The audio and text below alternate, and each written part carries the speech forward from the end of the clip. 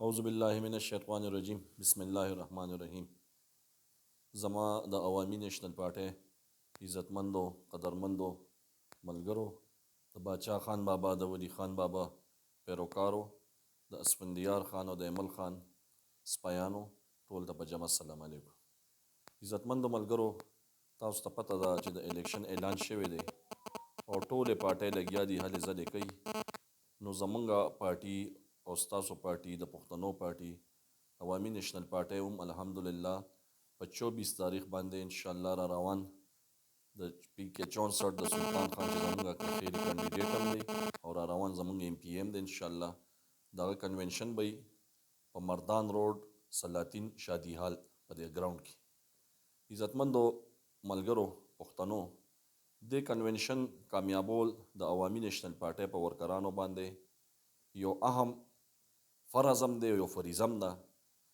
ځکه چې سلطان خان یو داسې شخصیت دی چې د هغه په ولی باغ او په عوامي نیشنل پارټۍ باندې احسان دی.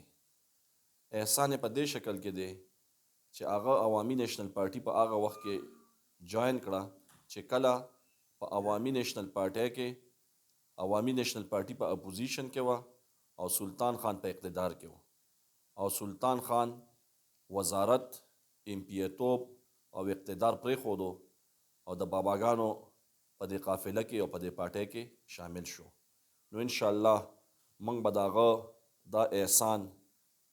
د جلوس په شکل کې، د جلسې په شکل کې، په جلسه کې د ډیسپلن په شکل کې، د جوش و خروش په شکل کې او انشاءالله په 8 فروری د اوټ په شکل کې به که خیري موږ سلطان خان ته دا تحفه ورکو.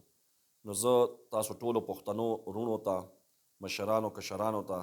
ایز تحصیل صدر د پارټۍ یو ادنا ورکر دا درخواست کوم چې زما دا پیغام څوک اوري نو په 24 تاریخ 2 بجې 2:30 بجې په مردان روډ سلاطین شادي حال کې به انشاءالله تاسو راځئ. په دې کنونشن کې به شرکت کوئ او دې ته به ځوان کل سرلښکر ایمل خان به خطاب کوي او زمونږ ډېر خوږ لیډر، زمونږ ډېر خوږ مشر امیر حیدر خان هوتي به راځي، به خطاب کوي او داسې نور مشران. نو زه تمه لرم انشاءالله د خپلو تنظیمونو نه، د خپلو ورکرانو نه، د خپلو کشرانو نه، د خپلو همزولو نه چې انشاءالله د سلطان خان په دې کنونشن کې، د عوامي نیشنل پارټۍ په دې کنونشن کې، د تحصیل 400 په دې کنونشن کې، د ایمل خان په دې کنونشن کې به انشاءالله تاسو بھرپور شرکت کوئ او موږ به انشاءالله تاسو ته سترګې په لاره باندې ولاړ یو. مننه، مهرباني.